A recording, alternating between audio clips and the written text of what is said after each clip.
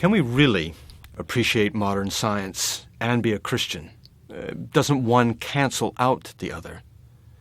But here's the surprising thing. There doesn't have to be a full-blown battle between science and Christianity. We need science. It gives us practical benefits that help us live well. We need science to help us know well. Science begins to help us understand the cosmos. But let me suggest as well that we need Christianity to live well. Christianity is all about Jesus, who claimed to be the author of life.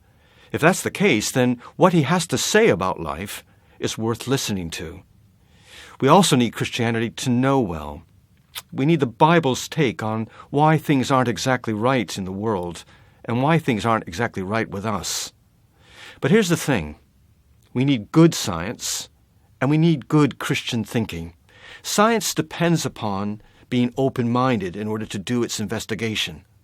But is it always open-minded? For example, if I begin with the assumption that it's only by evolution, over time, by random chance that all things came into being, well, am I actually loading the dice? Does my starting assumption end up blinding me to results that I may not necessarily like? Science can sometimes be close-minded.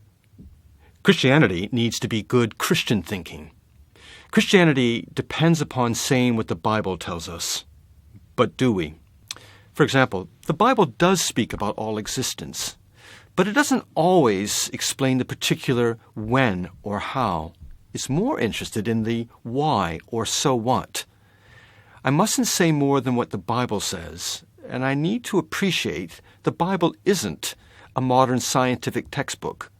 There are simply some things about which the Bible is silent. But when both science and Christianity are good, we have a win-win situation. C.S. Lewis, the late Oxford lecturer and writer, put it this way: in science, we see the notes to a poem. In Christianity, we have the poem itself. Sure, we won't know everything. How could we? There'll be findings from science the Bible is more or less silent about. And there are things about life that science can't really answer. But we're not wasting our time with science when we ask questions like when or how. And we're not wasting our time when we read the Bible and ask, who put this all together and why? Science doesn't have to be anti-Christian, and Christianity doesn't have to be anti-science. It's unfair to ask science to answer questions it just can't answer. Is there a God? What's life all about? It's also unfair to ask the Bible to speak about things it just doesn't necessarily speak about. Questions that are best left to science. But science and Christianity can work together. And with this, we can approach the man, Jesus Christ, about whom Christianity revolves, and ask, is he the creator of all that is? And can he explain my life?